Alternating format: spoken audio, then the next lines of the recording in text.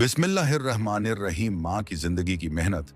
उम्मे सलमा एक बेवा माँ थी जिसने अपनी पूरी जिंदगी अपने बेटे के लिए कुर्बान कर दी थी।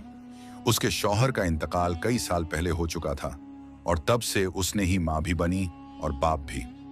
वह हर रोज सुबह से शाम तक लोगों के घरों में काम करती ताकि अपने बेटे को पढ़ा लिखा सके और उसे एक बेहतर इंसान बना सके।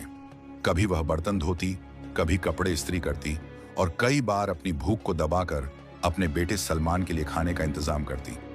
वह खुद पुराने और फटे कपड़े पहन लेती, लेकिन अपने बेटे के लिए हमेशा नया कपड़ा लेने की कोशिश करती, चाहे उसकी जेब में सिर्फ कुछ ही सिक्के क्यों न बचे हों।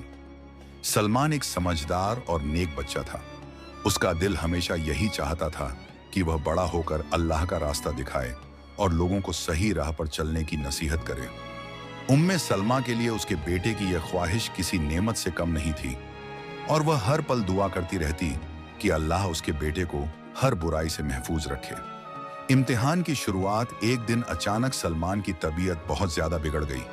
तेज बुखार ने उसके नन्हे से जिस्म को जकड़ लिया और उसकी आंखों के नीचे गहरे साए पड़ गए। उम्मे सलमा उसे फौरन हकीम के पास लेकर गई। हकीम ने दवाइयां लिखने के बाद गंभीर आवाज में कहा, बीबी, इस बच्चे को पूरा और सही इलाज चाहिए। अगर लापरवाही हुई तो इसकी हालत बहुत खतरनाक हो सकती है। यह सुनते ही उम्मे सलमा के पैरों तले जमीन खिसक गई।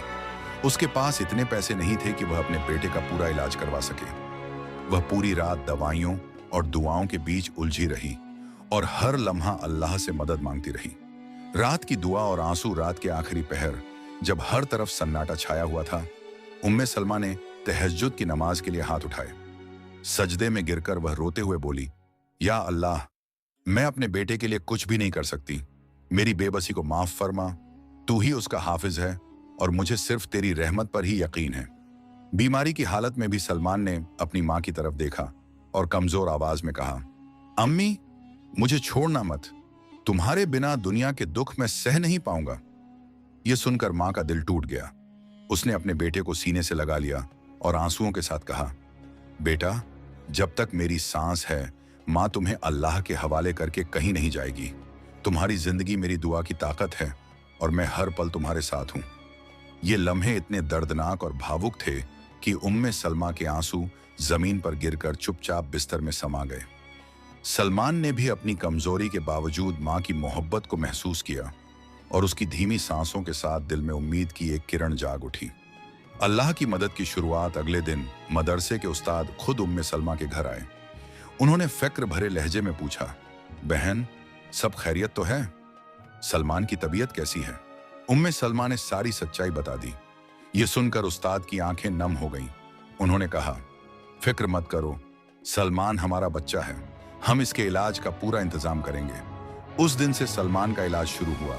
धीरे धीरे उसकी हालत बेहतर होने लगी। उम्मे सलमा हर रोज अल्लाह का शुक्र अदा करती और सब्र के साथ दुआ भी करती रही। सब्र और दुआ का फल, कुछ महीनों के बाद सलमान पूरी तरह से ठीक हो गया और दोबारा मदरसे जाने के काबिल हो गया। उम्मे सलमा की जिंदगी का यह सबसे खुशी भरा दिन था। उसने आसमान की तरफ देखकर कहा, या अल्लाह, तूने मेरी दुआ कबूल कर ली। तेरा शुक्र है कि तूने मेरे बेटे की जान बचा ली।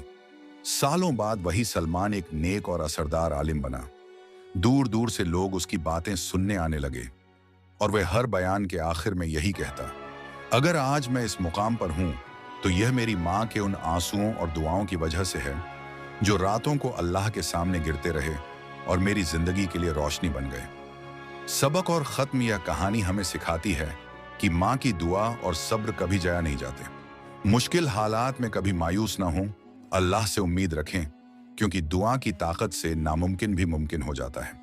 अगर आपको यह कहानी पसंद आई हो तो वीडियो को आखिर तक जरूर देखें और ऐसी और इस्लामी कहानियों के लिए चैनल को लाइक और सब्सक्राइब करना न भूलें।